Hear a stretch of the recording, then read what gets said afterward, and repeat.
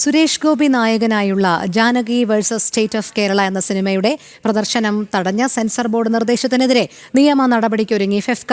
വേണ്ടിവന്നാൽ സമരപരിപാടികൾ ആവിഷ്കരിക്കുമെന്നും general secretary B Unnikrishnan കൊച്ചിയിൽ പറഞ്ഞു.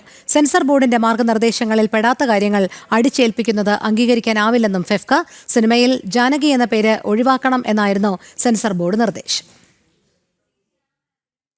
കേന്ദ്രമന്ത്രി കൂടിയായ സുരേഷ് ഗോപി നായകനായി എത്തുന്ന Janaki versus state of Kerala എന്ന സിനിമ ഈ മാസം 27-ന് റിലീസ് ചെയ്യാനിരിക്കെയാണ് സെൻസർ ബോർഡിന്റെ ഇടപെടൽ.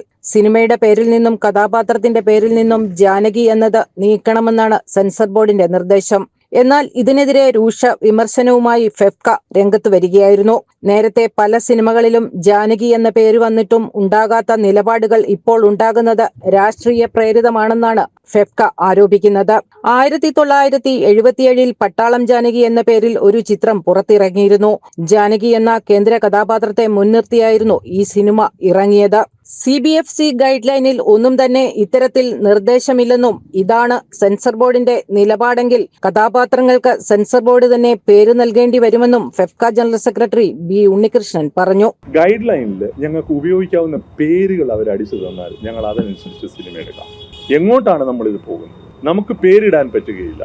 നമ്മളുടെ കഥാപാത്രങ്ങൾ ഹിന്ദു മതത്തിൽ പെടുന്നവരാണെങ്കിൽ എങ്ങനെ പേരിട്ടാലും ഒരു ദേവന്റെയോ ദേവിയുടെയോ പേരായിരിക്കും. നാളെ എൻ്റെ പേര് എനിക്ക് ഉപയോഗിക്കാൻ പറ്റുമോ എന്നുള്ളതാണ്. അതൊരു വളരെ ജെനുവിനായിട്ടുള്ള പേടിയാണ് ഞാൻ നിങ്ങളോട് ഷെയർ ചെയ്യുന്നത്. സംവിധാനം, തിരക്കഥാ സംഭാഷണം, സംവിധാനം ഉണ്ണികൃഷ്ണൻ വെച്ചാൽ മാറ്റി വേറെ ഏതെങ്കിലും പേരിടാൻ പറഞ്ഞാൽ എന്ത് ചെയ്യാൻ പറ്റും നമുക്ക്? അപ്പോൾ ഞാൻ നേരത്തെ സൂചിപ്പിച്ച പോലെ മലയാള സിനിമയിൽ ഏറ്റവും വിഖ്യാതരായ വില്ലന്മാരെ എടുക്കും നിങ്ങൾ. പത്രം എന്ന സിനിമയിലെ വില്ലന്റെ പേരെന്താ? വിശ്വനാഥൻ എന്നാണ്. നാളെ അത് ഇടാൻ പറ്റുമോ? എന്റെ അവസാനത്തെ സിനിമയിലെ വില്ലന്റെ പേര് ത്രിമൂർത്തി എന്നാണ്. വിഷയത്തിൽ നിയമ നടപടിയും വേണ്ടിവന്നാൽ പ്രതിഷേധ സമരങ്ങൾക്കും മുന്നിട്ടിറങ്ങുമെന്നും ഫെഫ്ക വ്യക്തമാക്കി. കോർട്ട് റൂം ത്രില്ലർ വിഭാഗത്തിൽപ്പെടുന്ന സിനിമ പ്രവീൺ നാരായണനാണ് സംവിധാനം ചെയ്തിട്ടുള്ളത്. സുരേഷ് ഗോപി നേരിട്ട് ഇടപെട്ടിട്ടും സെൻസർ ബോർഡ് പ്രദർശനാനുമതി നിഷേധിക്കുന്നത് ഗൗരവത്തോടെയാണ് കാണുന്നതെന്നും ഫെഫ്ക ചൂണ്ടിക്കാട്ടുന്നു.